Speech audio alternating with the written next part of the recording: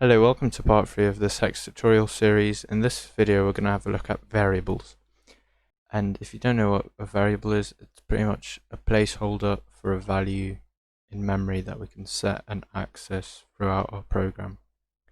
So when we declare a variable in Haxe, we do this by writing var and then the name of our variable. Let's say we wanted to have a variable to count how many apples we have. So that's an example name. We can't have a space here. As you can see, it changes to a different color because Haxe can't understand what's going on.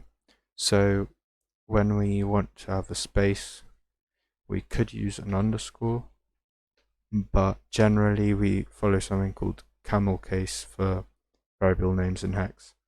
And that means that the first word starts in lowercase and any other words where there would be a space, they would start with uppercase and the rest is in lowercase. So this is quite common in languages like Java and stuff. So then, now that we've given the name, we give the type. And we're gonna look at integers in this video. There are other types in Haxe, but I'll go over them in another video. So what an integer is just a whole number, and it can be positive or negative. For example, 0, 1, 2, but it can't be like a half or something. So then when we put the type, we put a colon, and the type for this is going to be integer. So we write I and T, and the I is capital because types in Haxe are capital. So now we could just put a semicolon here and end this line, and that would mean that we've declared it, but we're yet to give a value to it. Right now it might not really make sense why you'd want to do something like this, but later on when we look at classes, for example, and also loops, it might make a bit more sense why we'd do something like this. But for now, let's just initialize it with a value now. So we write equals and then the value we want to give it. So let's say we have 10 apples.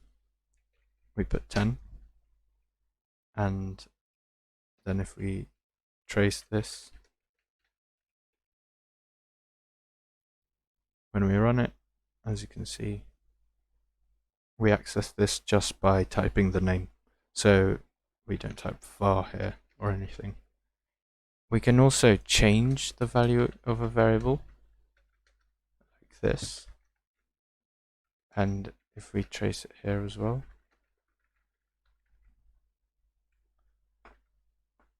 and we run this,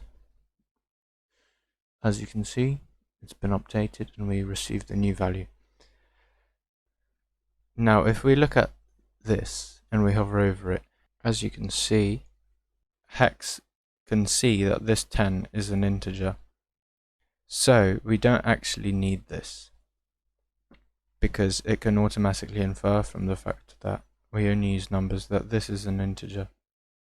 So we can remove this, and we only really need that when we do this, where we just declare it without giving it a value. So this is kind of unique to Haxe, where it has type inference like this.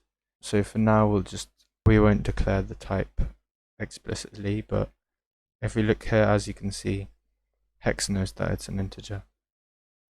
We can also do things like apple count is equal to 10 plus 2, and if we trace this, as you can see, it adds them up and it gives us the total. We can even set variables to sums of different variables. So, for example, if we do, if we make a new variable called banana count and set it to 5, and then after that we create a new variable called total, and we set it to apple count plus banana count, and retrace it. If we run this, as you can see, it takes the value of apple count and it takes the value of banana count and it adds it together. So this is the basic idea of how variables work. We can do things that are a little bit more complicated, but for now I just wanted to explain the basic syntax in Haxe.